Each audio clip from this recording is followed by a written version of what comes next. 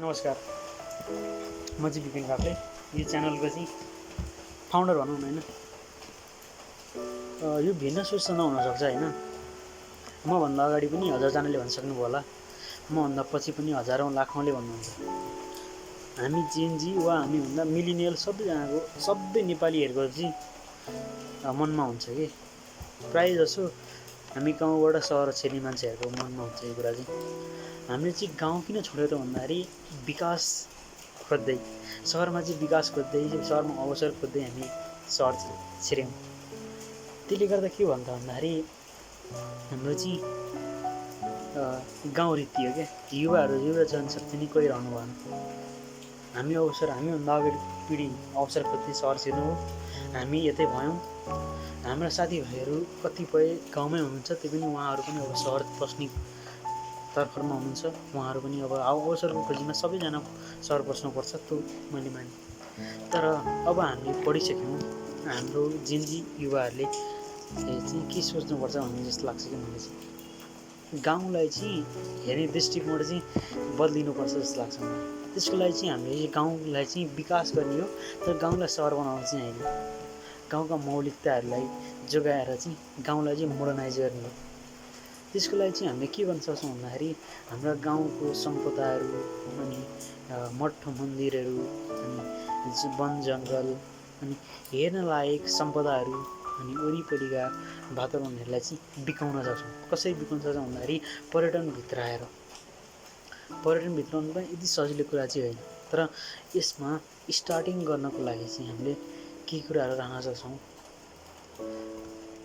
हाम्रो युवा जनशक्तिले मात्रै यसमा अलिकति खट्न सक्यौँ भने चाहिँ हामीले सहर र गाउँमा चाहिँ सिर्फ डिस्टेन्सको मात्रै दूरी राख्न सक्छौँ। विकास, अवसर, सुविधाकोमा चाहिँ एकै हुनसक्छ सहर र गाउँ।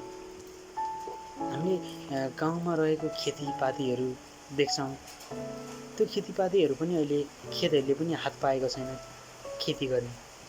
अनि घर छन् तर घरहरू सबै रित्ता छन्, मान्छेहरू छैन। त्यसको लागि चाहिँ हामीले होमस्टेहरूको कुराहरू गर्न सक्छौँ।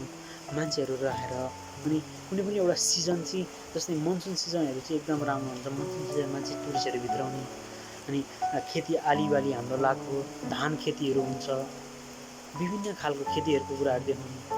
त्यसमा अब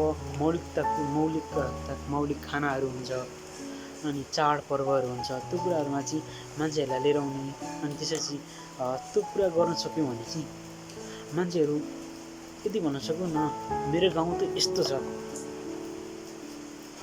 होइन। म भ्याकेसनमा चाहिँ मेरो गाउँ नै गएर बस्ने हो, एकदम राम्रो छ, अहिले त एकदम खतरा छ भन्ने कुरामा त्यस्तो कुरा चाहिँ बनाउने हो कि मोडर्नाइज गरेर सहर बनाउनुभन्दा हामीले चाहिँ केही कुराहरू युज गरेर त्यसलाई चाहिँ एकदमै मोडर्नाइज गर्न सक्यौँ भने चाहिँ गाउँको मौलिकता बचाएर त्यसलाई गर्न सक्यौँ भने चाहिँ टुरिज्म पनि बढ्छ। त्यसले गर्दाखेरि हाम्रो गाउँघरमा हुने इन्कम स्ट्रक्चर पनि राम्रो हुनसक्छ जस्तो लाग्छ कि मलाई चाहिँ। किनकि हामीले सहर र गाउँको कम्पेरिजन गर्ने नै यही अवसर, सुविधा र पैसाको कुरामा।